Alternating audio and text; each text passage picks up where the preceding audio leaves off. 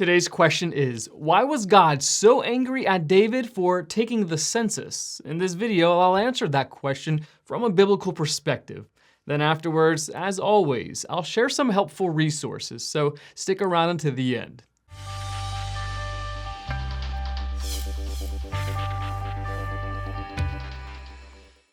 2 Samuel chapter 24 verse 1 says, "Again the anger of the Lord burned against Israel, and he incited David against them, saying, 'Go and take a census of Israel and Judah.'"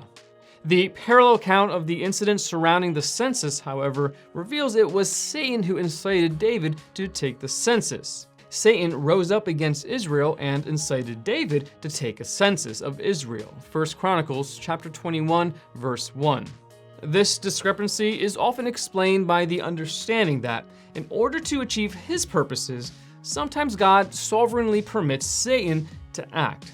God can use Satan in various ways, with the result being the refining, disciplining, and purification of disobedient believers. Luke chapter 22 verses 31 through 32.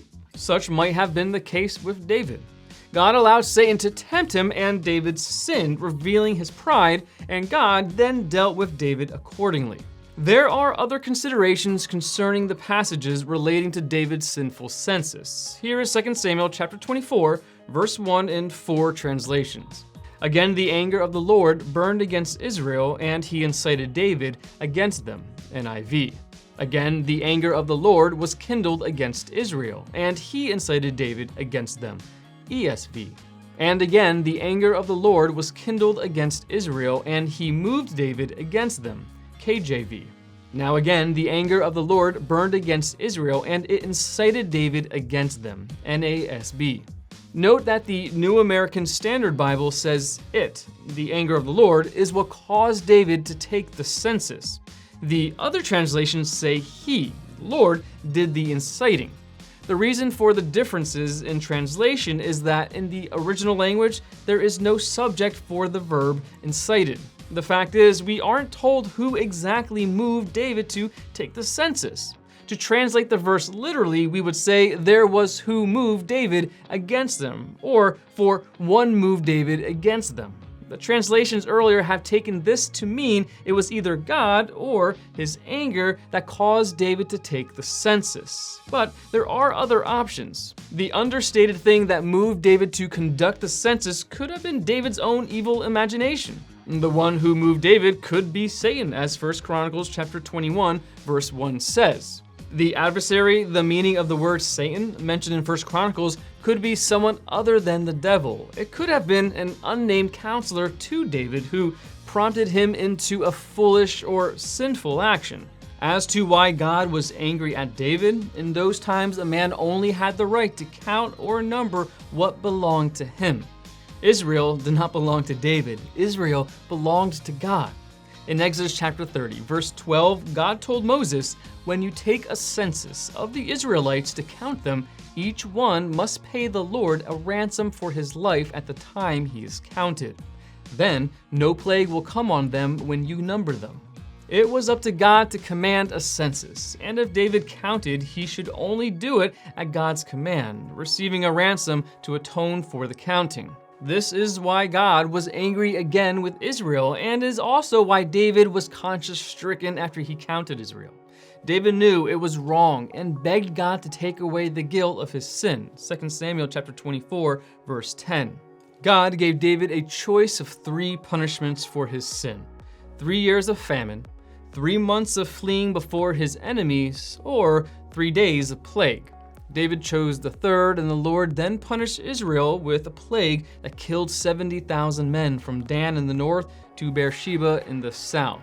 As for why God punished the whole nation for the sin of the king, that is exactly the question David asks in 2 Samuel chapter 24, verse 17.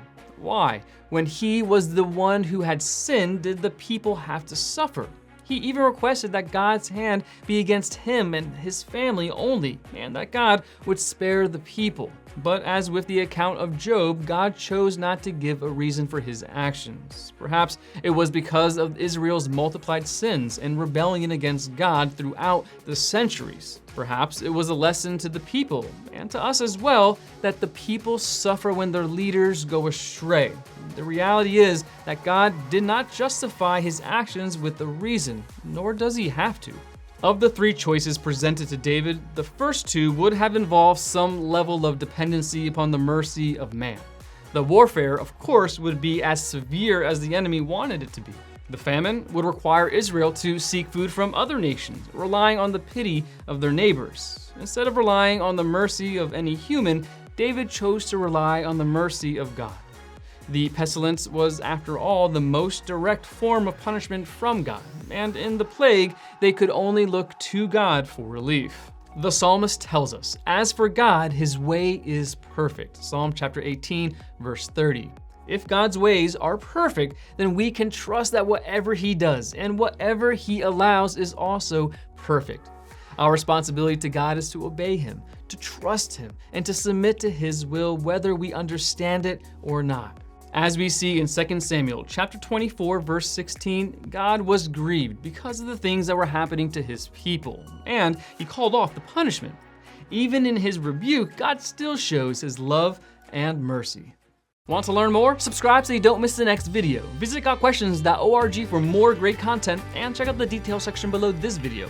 There's one book I recommend along with several related questions. If you'd like to learn about Bible Munch, or if you're interested in bite-sized devotionals, subscribe to Bible Munch on YouTube. It's linked right here. Now remember, you got questions? The Bible has answers and it will help you find them.